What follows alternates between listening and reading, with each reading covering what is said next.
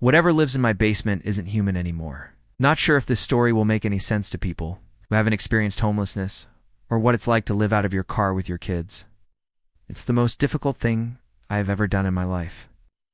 And I don't think people really understand how hard it is until they've lived through it themselves. My son and I had been living in my Honda Odyssey for about 8 months. We were staying in a campground near where we grew up. We were finally getting our lives back together after going through a divorce. I was looking for work, just trying to get us somewhere that we could go and stay that wasn't a tent, and I found an apartment. It was small, but it was perfect for us. When I called the landlord, he told me he needed a security deposit and first month's rent before we could move in. That meant that I needed a little bit of money up front to be able to do that. For the first week or so, I was looking everywhere for work.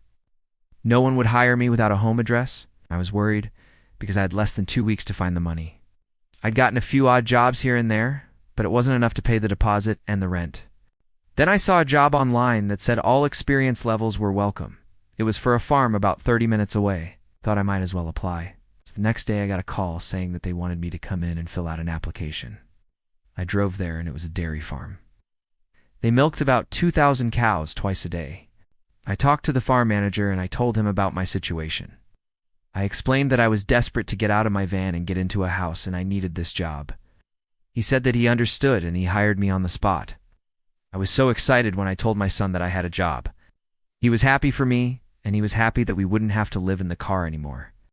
I started working right away. Within a couple of days, I was making more than enough to cover the security deposit and first month's rent. I was so relieved. All I could think about was getting out of the van. It was Saturday afternoon when I found out I had made enough money. I went to the bank, took out the money, and I drove straight to the landlord. I paid him the money, and I moved right in. I helped my son unload his stuff from the car, and then he went to take a shower. While he was gone, I heard something dragging metal moans coming from the basement. I didn't think much of it. I assumed that it was probably just mice or something. Then I heard the sound again. It was definitely coming from the basement. This time I heard heavy footsteps, followed by a loud thud. I don't know why, but I decided to check it out. As I stood at the top of the basement stairs, I listened closely. There were some noises down there, but I couldn't tell exactly what they were. The steps were creaking under my weight, and the banister was very squeaky. So I couldn't tell where the noises were coming from. I walked over to the corner and I found a flashlight on the floor. I turned it on and I looked around. All I saw was a washer and dryer combo unit and a hot water heater. I thought maybe the noises had come from the washer. Maybe someone had left their laundry in the washer and it had fallen apart. I climbed the steps and walked over to the washer. The door was open and the drum was empty. I closed the door and I turned the dial. Nothing had been left inside. I looked inside the dryer, but nothing was in there either. There was no way that a person could have fit inside. Then I heard the sound again. This time it was definitely coming from behind the washer and dryer units. I shut off the light and I felt around the wall until I found an outlet. I reached behind the units and flipped the switch. The light flickered on, and I could see a dark figure standing behind the appliances. I screamed, and the thing flinched. Whatever it was tall and thin, like a skeleton. It had a pair of legs and 2 arms. It was hunched over with its head resting on its knees. The thing started to drag itself out from behind the machines. I couldn't see its face, but I could see that it was wearing a pair of dirty old overalls. Then it stopped, and it slowly raised its head. I want to describe what its face looked like, but no matter how I try to put it into words, it still won't do it justice. Its face was white, almost translucent. It had a nose, but it was long and pointed, like a cone. It reminded me of those ancient Egyptian statues with the long noses. Its mouth was wide and red, kind of like an upside-down heart. Its eyes were huge. They were black and soulless. It looked at me for a moment and then it spoke. Its voice sounded like nails on a chalkboard. It was raspy and scratchy. It spoke in a language that I couldn't understand, but I got the gist of what it was saying. It told me that I was in its home, and it demanded that I leave. I froze. I couldn't move. I couldn't speak. All I could do was stare at it as it continued to speak. I don't remember exactly what it said, but I remember that it told me that it had unseen another human being in a long time. It said that it had been waiting for someone to come down the stairs and talk to it. It asked me if I was going to hurt it, and then it started to cry. Whatever this thing was, it was sad.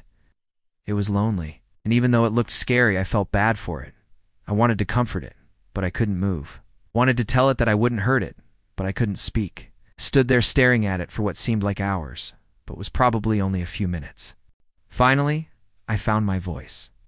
I told the creature that I wouldn't hurt it. I promised that I wouldn't tell anyone that it was there.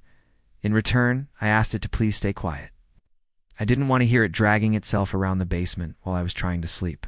It agreed, and it disappeared behind the washer and dryer units. Every night when I went to bed, I would hear it dragging itself around the basement. Sometimes I would hear it talking to itself. It never said anything nice. It always sounded angry and upset. But I never went down there to see what it was doing. I kept my promise. A few weeks passed and I started to feel comfortable in my new home. I made it a place where I could feel safe and start my life over.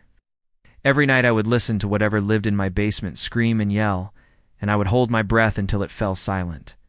One night I heard footsteps coming down the stairs. They weren't the same type of footsteps that the creature made. These were normal footsteps. Someone was coming down the basement stairs. I hid in the closet until I heard the door close. Then I came out and I crept toward the stairs. I peered over the railing and I saw my son standing in the basement. I asked him what he was doing down there, and he said he was looking for a place to hide. He climbed the stairs and went back upstairs. A few seconds later, he came back down and he said, "Gotcha." He was playing a game and he was trying to hide. I told him that there was no need to play hide and seek in my house. Looked up at me and he said, "But I already found a good hiding spot." I asked him where he was going to hide, but he just smiled and ran back down the stairs. I knew exactly where he was going. My son loves my basement monster. He goes down there every day to hang out with it. He brings it toys, and he asks it questions, and he listens while it talks to him. Whatever lives in my basement isn't human anymore, but somehow it seems less lonely now that my son has found it.